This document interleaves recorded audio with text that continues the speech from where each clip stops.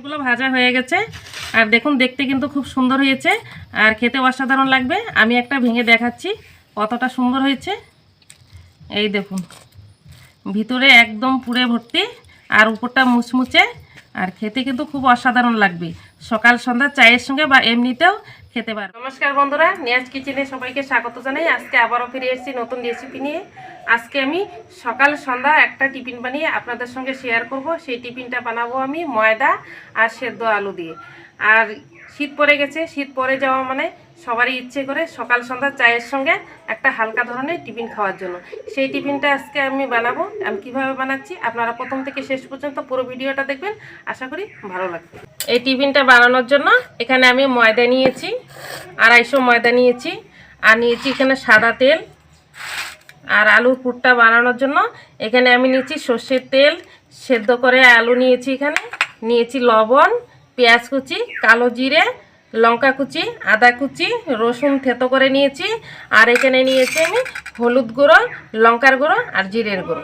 এখানে একটা বড় বাটি নিয়েছি, এই বাটিতে আমি ময়দাটা নিয়ে নেব। দিয়ে দেব পরিমাণ মতো লবণ,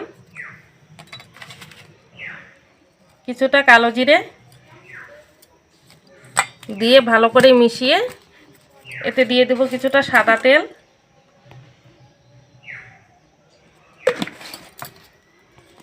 দিয়ে আমি ভালো করে একটা ময়ান দিয়ে নেব। তেলটা দিয়ে ভালো করে মেখে নিয়েছি। এখন আমি অল্প অল্প জল দিয়ে ময়দাটা মেখে নেব। মেখে নিয়েছি, ময়দাটা আমি এখন এই রেস্টে রেখে দেব। আর এদিকে আমি আলুর পুরটা বানিয়ে নিয়েছি। উনুনে একটা কড়াই বসিয়ে দিয়েছি, কড়াইটা গরম হয়ে গেছে। এখন আমি দিয়ে দেব তেল। তেলটা গরম হয়ে গেছে, দিয়ে দেব পেঁয়াজ কুচি, লঙ্কা কুচি, আদা কুচি, থেতো করা রসুন। এখন একটু নাড়াচাড়া করে ভেজে নেব। দিয়ে দেব জিরের গুঁড়ো, হলুদ গুঁড়ো আর লঙ্কার গুঁড়ো একসাথে দিয়ে একটু নাড়াচাড়া করে দিয়ে দেব সেদ্ধ করা আলু, পরিমাণ মতো লবণ দিয়ে এখন আমি নাড়াচাড়া করে পুরটা ভালো করে বানিয়ে নেব। আলুর পুরটা হয়ে গেছে, এখন আমি নামিয়ে নিচ্ছি। আলুর পুরটা বানিয়ে নিয়ে এসেছি আর ময়দাটা মেখে রেখে দিয়েছিলাম। এখন আমি ঢাকাটা খুলে নিচ্ছি। এখন এই ডোটা আর একটু মেখে নেব। এখন আমি লেচি কেটে নেব।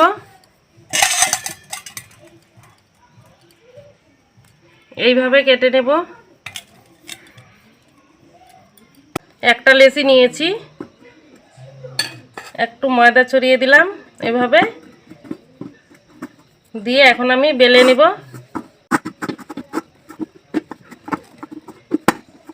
এইভাবে রুটির মতো বেলে নিয়েছি। উপর দিয়ে আর একটু ময়দা এভাবে ছড়িয়ে দিচ্ছি।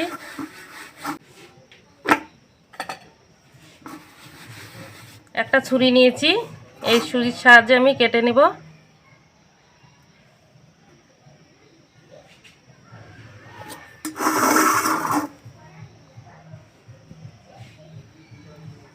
এই সাইডগুলো আমি বাদ দিয়ে দিব।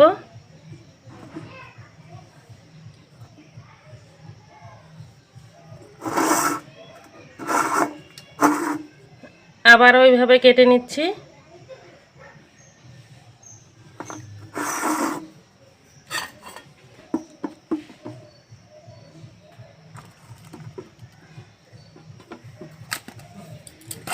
আর একটু এভাবে হালকাভাবে বেলে নিলাম।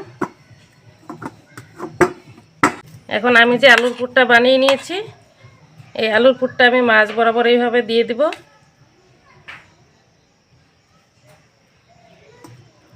এপাশ থেকে এপাশ আমি দুটো পাশ এইভাবে জড়িয়ে দিব। এইভাবে চেপে চেপে দিব চারপাশটা। একটা কাঁটা চামচ নিয়েছি, এই কাঁটা চামচটা দিয়ে আমি একটু ডিজাইন করে দেব।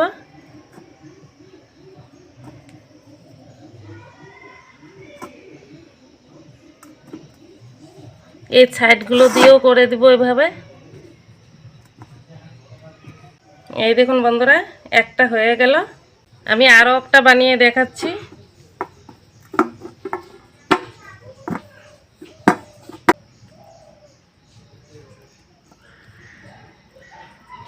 বন্ধুরা, আমি কিন্তু ময়দা দিয়ে বানাচ্ছি, আপনারা এটা আটা দিয়েও করতে পারেন, আটা দিয়েও হবে। আবারও এই যে এভাবে চেপে চেপে দিব।